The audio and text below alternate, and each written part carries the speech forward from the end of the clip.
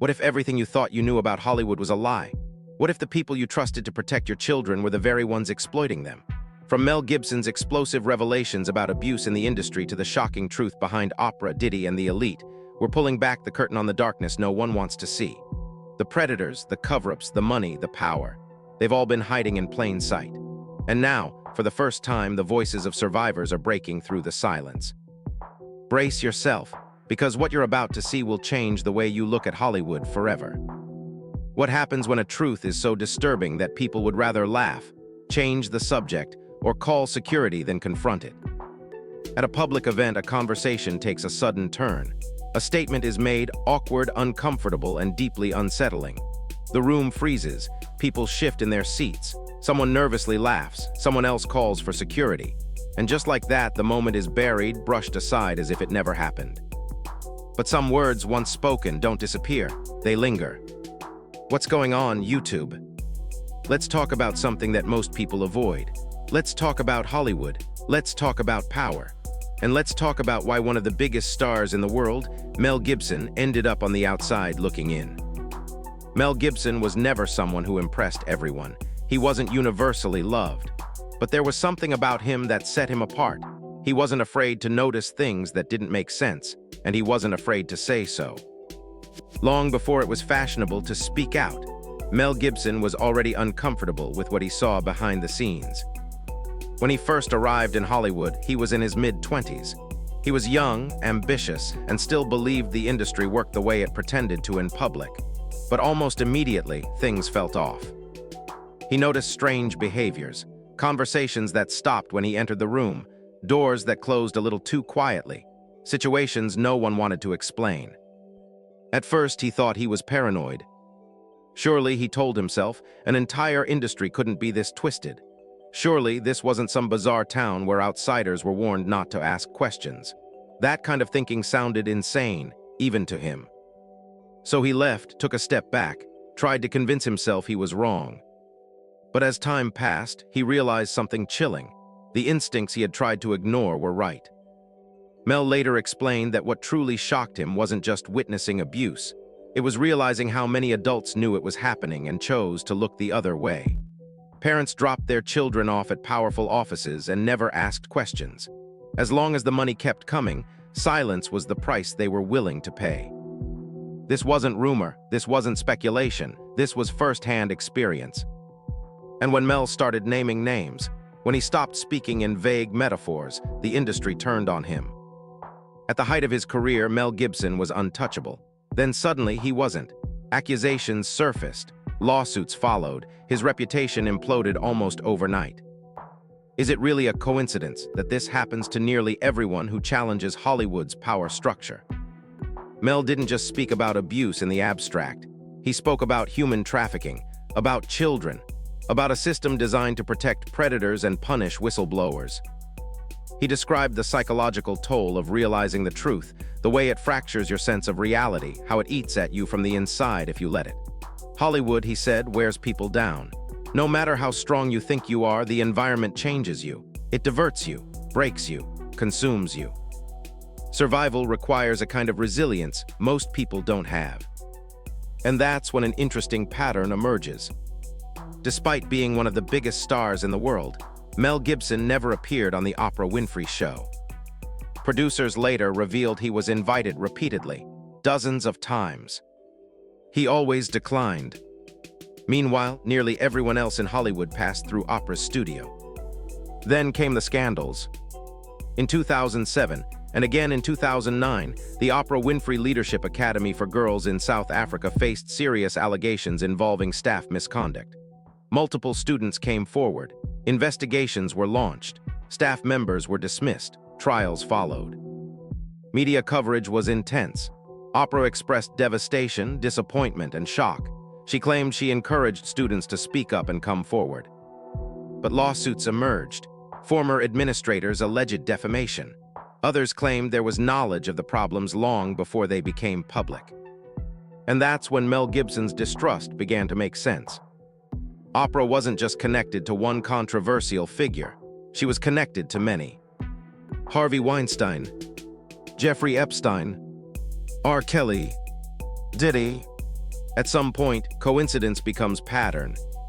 Singer Seal openly called this out, posting an IMA G of Oprah with Harvey Weinstein and accusing her of being part of the problem while suddenly presenting herself as the solution. Oprah never responded. Footage exists of Oprah praising Weinstein, embracing him, offering him a platform that polished his image while the industry whispered about his behavior. When Weinstein was finally exposed, Oprah framed the moment as a cultural reckoning, speaking passionately about trauma, silence, and accountability. But critics asked a difficult question: how could someone so deeply embedded in Hollywood not know? As more predators were exposed, the same name kept appearing in proximity to them all. Then came Diddy.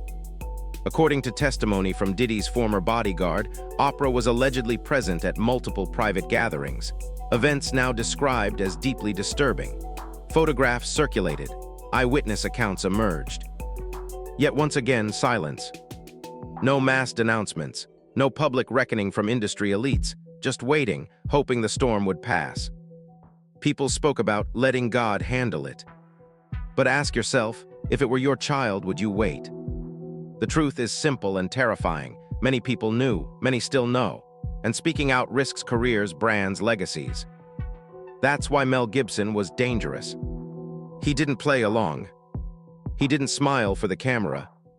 He didn't pretend not to see. And for that, he paid the price.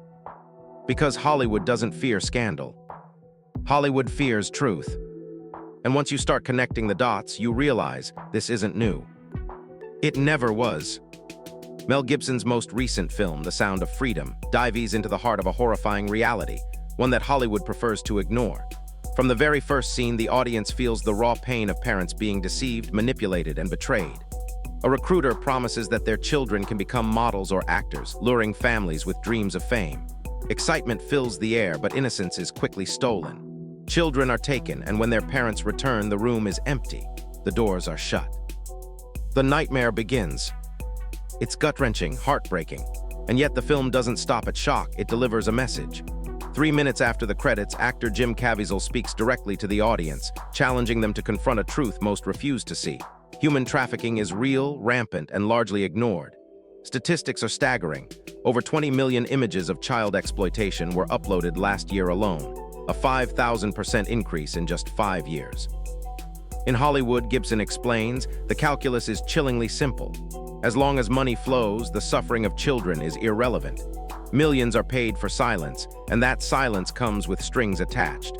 Celebrities, executives, and powerful figures are trapped in a system where the price of complicity is wealth, and the cost of dissent is ruin. This is how networks of influence grow. This is how fortunes are built. This is how predators like Oprah and Diddy became billionaires. There's a pattern, a method, a system. Offer vast sums of money, watch ambition collide with conscience, and control those who accept the deal. Some refuse. Dave Chappelle, for instance, walked away from tens of millions of dollars. When Oprah reportedly tried to tempt him with $50 million, he declined. At the time, few understood why. Today, the reasoning is clear. Stepping away preserved his integrity. Chappelle compares the experience to a trap set for the greedy, a bushman's analogy of the baboon reaching for salt. The baboon, once caught, is trapped by its own desire. Chappelle realized he had to let go of the salt, refuse the money, refuse the compromise, and preserve freedom. Gibson, too, worked tirelessly behind the scenes. With Tim Ballard, he began documenting the horrors of child trafficking, Hollywood's shadow industry, through film. The Sound of Freedom was meant to shine a light on what most would rather ignore. In one instance, during the chaos following the invasion of Ukraine, Gibson personally coordinated the rescue of dozens of orphaned children, ensuring their safety while documenting the atrocities to raise awareness. The statistics and the stories are terrifying. Human trafficking is a $32 billion per year criminal enterprise, and war, natural disaster, and social instability are treated as harvest time by predators. Vulnerable children are targeted. The lucky ones find someone like Gibson willing to fight for them. And yet Hollywood resists. Studios, executives, and insiders are invested in the status quo. When films like The Sound of Freedom or The Passion of the Christ emerge, they are met with resistance, criticism, and outright opposition. Faith, morality, and accountability are treated as threats to the system. For decades, allegations were ignored. Lawsuits were quietly settled. Executives protected one another. Silence was rewarded, outrage was punished. Only when public exposure became unavoidable did Hollywood begin to feign concern. Meanwhile, child stars have long known the truth. Elijah Wood, Corey Feldman, and others have spoken about a seedy underbelly of abuse, where predators surround themselves with children and shielded by powerful industry figures. Wood likened these abusers to the infamous British DJ Jimmy Savile, whose decades of crimes were concealed until after his death. Corey Feldman called it the #1 problem in Hollywood: pedophilia, protected and perpetuated by the elite. And it's personal. For those who survived, it's a lifelong battle. Friendships forged for protection, mentors who should have safeguarded, all disrupted by loss, exploitation, and trauma. Mel Gibson's work isn't theoretical, it's about real children, real danger, and real courage. The film doesn't end with despair. It ends with hope, action, and moral responsibility. As Caviezel, Gibson, and collaborators show, fighting for children, documenting injustice, and speaking truth can save lives. Miracles, faith, and courage are not abstract concepts. They are practical, life-saving acts in a world that too often turns its back. Hollywood, Gibson explains, isn't neutral. It actively resists exposure, accountability, and moral reckoning. Anyone who challenges the status quo faces isolation, ridicule, or worse.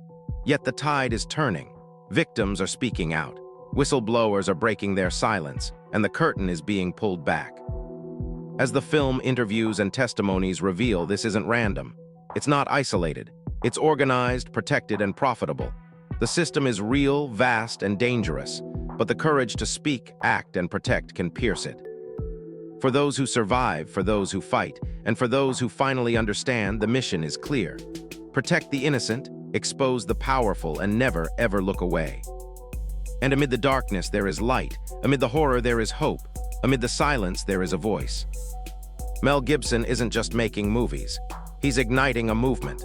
A movement to protect children, to confront evil, and to demand accountability from the industry that would rather keep secrets than confront reality. Because the time for silence is over,